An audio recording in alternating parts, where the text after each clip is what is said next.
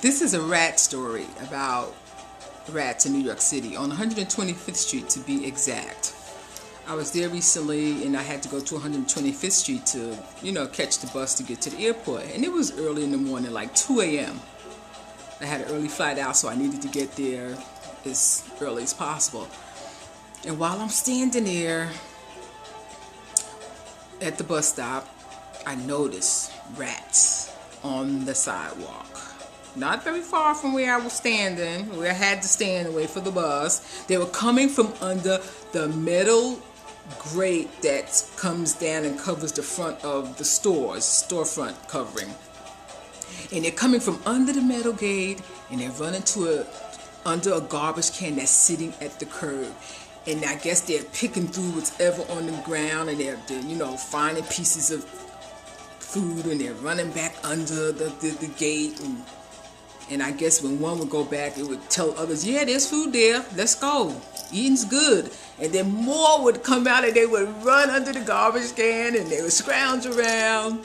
At one point, a big rat was chasing a smaller rat. And the smaller rat obviously has something in its mouth.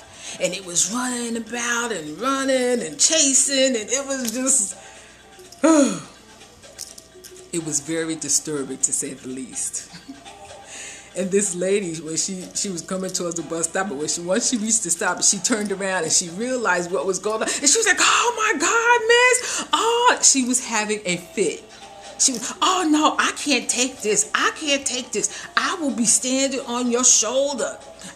You laughing, but I'll be standing on your shoulder. And I'm like, please don't let this lady lose control on 125th Street. And she was eating food too. I think she had some chicken or something she was eating. I was like, yeah, but I'm sure they're smelling your chicken too. So we stood there, we talked about rats, told rat stories. I was telling her about the National Geographic show I had seen, and it was about rats in New York City, of all places.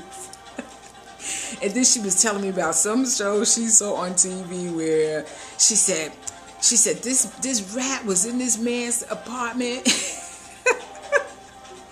And she said the man said the rat opened the refrigerator door. She said, and then once the rat got in the door, they closed the rat inside the refrigerator. They took it and tied it up, and they left the apartment the next day. Yes, the rats in New York City are something. They have evolved to the point where they're barely afraid of people. They move in and take over. And it's similar to the way the pigeons and the squirrels act in New York. They don't run. The pigeons walk up to you and go, hey, got any grub, bub? All they want is what you're eating. And when you feed the pigeons, you're feeding the rats. Yes, you are.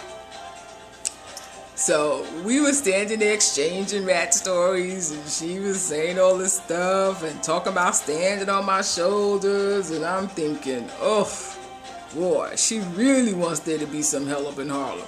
So I was glad when her bus came and she got on it. And I stood there and watched my back and made sure no rat was sneaking up on me. 125th Street is a world famous street. The Apollo Theater is there, and everybody who's anybody has performed there. And it's a cesspool. It is so dirty, so much trash everywhere. I don't know how people live there. I don't know how people can walk up and down and shop in the stores there. 2 a.m. in the morning, just police cars up and down, town cars picking up people, dropping up people, and the rats frolicking on the sidewalk. That's what they were doing. They were frolicking. They were acting like this is our playground, and even if somebody walks by, we don't care. We gotta eat too. That was their attitude. Oh, it was horrible. It made my skin crawl. It's just one of those things about New York that, I don't know, I guess it's just a part of living in New York. If you're living in New York, you got to live with the rats. Yes, it's pretty bad. So that's one of my New York City horror stories, and hopefully I will never have to go through anything like that again.